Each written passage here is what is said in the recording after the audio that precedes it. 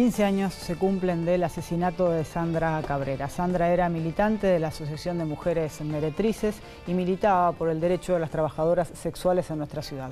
Apareció asesinada con un tiro en la nuca. Su crimen está impune. Hubo detenido en su momento un oficial de drogas de la Policía Federal.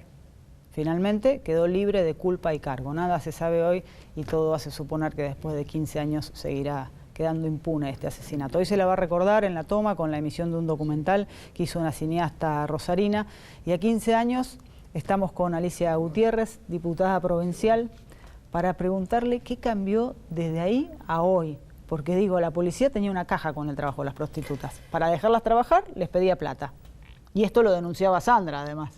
Sí, precisamente. Yo por primera vez fui diputada provincial en el año 2003 y recuerdo perfectamente cuando nos reuníamos con travestis, trans y también con mujeres en situación de prostitución que reclamaban la derogación de los artículos del Código de Faltas, que imaginemos de 2003, 2004 es asesinada, recién se derogaron en el año 2010 cuando estaba Hermes Wiener como gobernador. O sea, pasaron una cantidad de años importantes de reclamos permanentes en ambas cámaras para la derogación de esos artículos. Cuando la asesinan a Sandra, que era, como vos bien decías, quien de alguna manera encabezaba esa lucha por acá en Rosario por la derogación de esos artículos, bueno, tuvimos muchísimas reuniones con el entonces ministro de Gobierno, el doctor Rosúa, que prometía enviar un proyecto a la Cámara de Diputados que nunca envió y... la verdad que nosotros tuvimos una pelea muy importante ahí adentro hasta que hubo la decisión unánime de derogar esos artículos en el año, vuelvo a reiterar, 2010.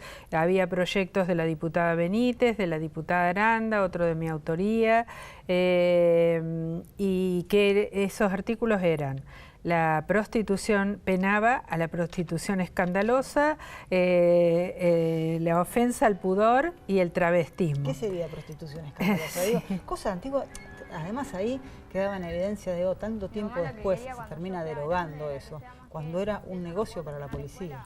Era la caja más importante de recaudación de las fuerzas policiales y que no solamente las extorsionaban, sino también las amenazaban permanentemente de lo que finalmente sucedió con Sandra. Claro.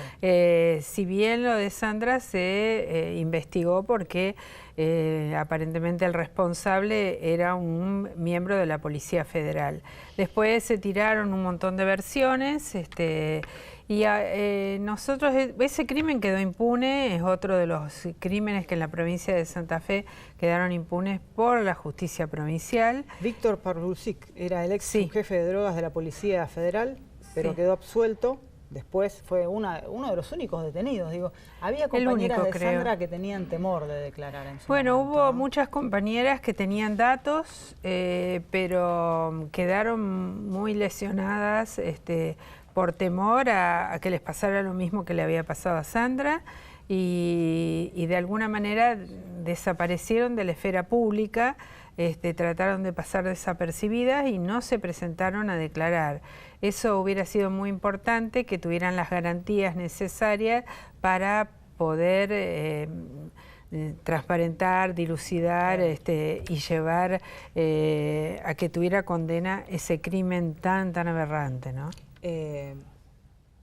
Derogados esos artículos, ahora la caja negra de la policía es el narcotráfico. Sí, una de las cajas. Sí, sin lugar a dudas, como que fueron mutando al haber desaparecido esa posibilidad, se trasladaron hacia otros delitos y otras zonas.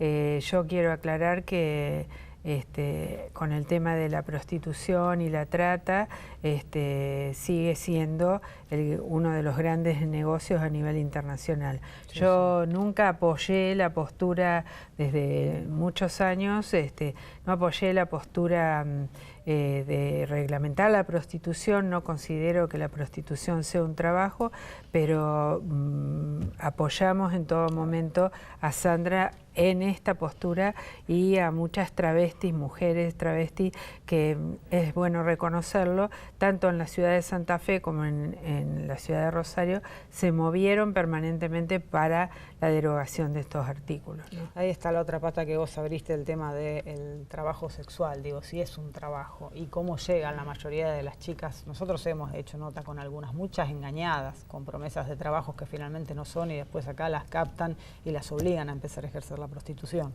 Sí, yo creo que es producto de la exclusión social y también de la concepción patriarcal de la sociedad en su conjunto, y que con el pretexto de que es un trabajo que es milenario, que hace miles de años que se desarrolla en un trabajo, se sigue fomentando esto, y que en realidad, si bien en la Argentina la prostitución no es un delito, vuelvo a reiterar, el reglamentarismo no lo considero correcto. Creo que la exclusión social, hay que trabajar sobre la exclusión de tantas mujeres que son víctimas de esto.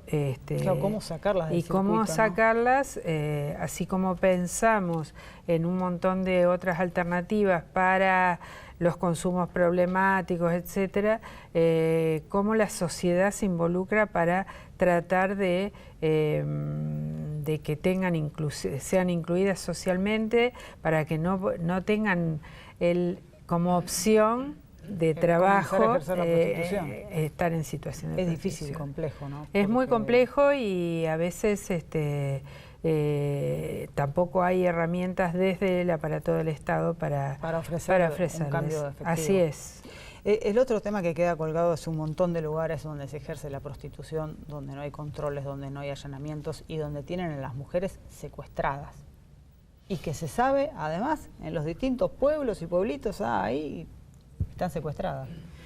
Sí, ahí hay una complicidad, no solamente policial, sino también política, en el sentido de que si hay un presidente comunal, un intendente, y no denuncia que en ese lugar hay mujeres en situación de trata, esto constituye también un delito, porque están apañando a los tratantes. O sea, viven, hay lo que antes se decía fiolos, y que son los prostituyentes, viven a costa de esas mujeres.